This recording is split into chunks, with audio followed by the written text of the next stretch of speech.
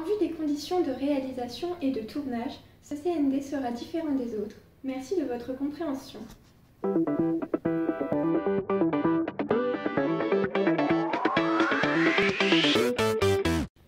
Dans ce troisième numéro de ce CND, nous allons avoir le droit à une interview exclusive de la présidente de l'association ADA, une interview riche en éléments. Puis, dans la foulée, nous enchaînerons avec un Focus On sur une chaîne YouTube accessible à tous pour vous occuper durant ce deuxième volet du confinement.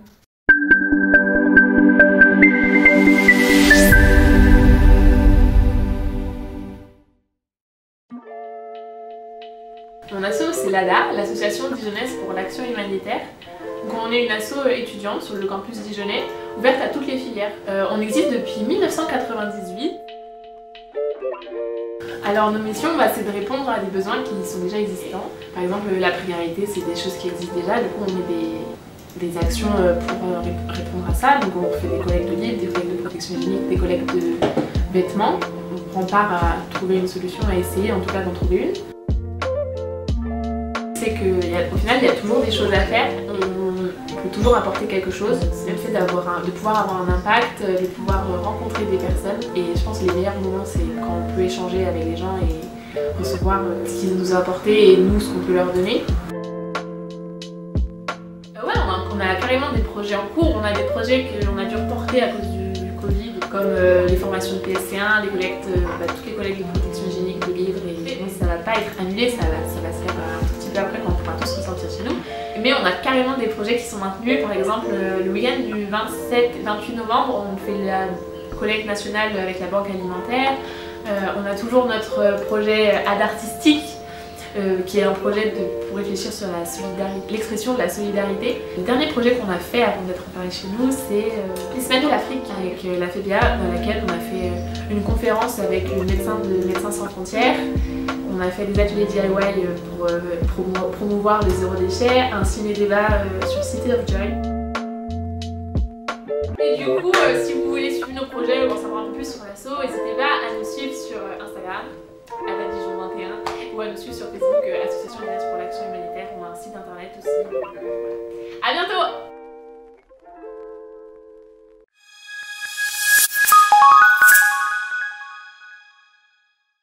Installez-vous bien et passons à la suite avec le Focus On après une petite page de publicité. Vous aussi, vous entrez dans une phase de profonde solitude? Plus rien ne va autour de vous? Alors n'attendez plus! Rendez-vous sur Blinds, un site de blind test 100% gratuit. C'est génial! La concurrence est rude, alors faites preuve de discipline et de sang-froid. Révisez vos classiques, encore et encore, et lorsque vous serez prêt, invitez vos amis pour les humilier, un par un. Attention, Blind peut fortement nuire à vos amitiés. Jouer avec excès comporte des risques. Addict ne se porte pas garant de vos bonnes relations suite à une victoire dévastatrice. Ah bon? Dans ma vie, j'étais totalement perdu. Non, je vous jure, c'était vraiment la gigalouse. Mais maintenant, ça va mieux, car j'ai découvert Scribble. Scribble, c'est un Pictionary en ligne. Je peux y jouer avec tous mes amis et c'est 100% gratuit. Et franchement, j'ai un petit talent. Regardez, grâce à ça, je suis devenu un vrai artiste. C'est pas magnifique? Trop de la balle. Ouais. Bon, je vais y aller.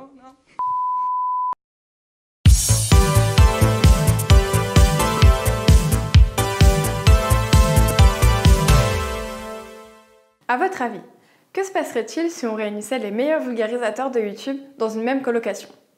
Eh ben, c'est plus ou moins le concept de la chaîne YouTube Le Vortex. C'est quoi ça? Le Vortex est une chaîne YouTube créée par Arte. Les épisodes y sont découpés sous forme de saisons et la troisième est en cours de diffusion. Dans chacune des saisons, Arte va faire cohabiter différents vulgarisateurs. Parmi les plus connus, on peut citer Manon Bril, Dirty Biology, Axolot ou encore Un Créatif dont vous avez déjà parlé. Ah bon? Dans des vidéos de 10 à 20 minutes, ils vont tenter de répondre à toutes sortes de questions. À quoi sert le rire? Quelle sera la nourriture de demain? Twitter nous rend-il con? Ou encore notre préféré, pourquoi on aime les serial killers? Je sais pas, peut-être un tueur au Vortex? Serial killer même? Ce serait trop stylé en vrai, moi j'adore les serial killers. Mais moi aussi j'aime beaucoup ça, du coup c'est qui ton préf? Ce qui nous a particulièrement plu, c'est que même si chaque épisode peut être vu séparément, on a le droit à une mini-fiction qui va servir de fil rouge tout au long de chaque saison. La chaîne traite de plein de sujets différents et quels que soient vos centres d'intérêt, vous y trouverez forcément votre compte. On peut y parler d'art, de marketing, de linguistique, d'archéologie, d'histoire, de physique-chimie, de physique quantique, de mathématiques, de voyage dans le temps, de marketing.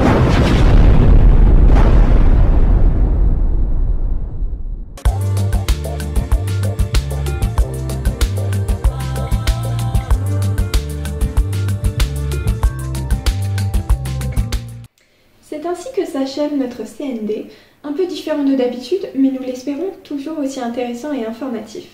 Merci d'avoir visionné et nous nous retrouvons le mois prochain sur la page d'Addict pour le prochain numéro.